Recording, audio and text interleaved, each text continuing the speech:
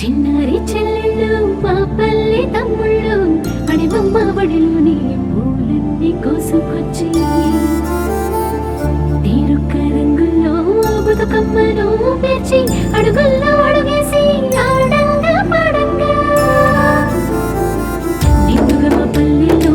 Bathukamma పండుగలే చప్పట్ల మూతల్లో రేరేల పూతల్లో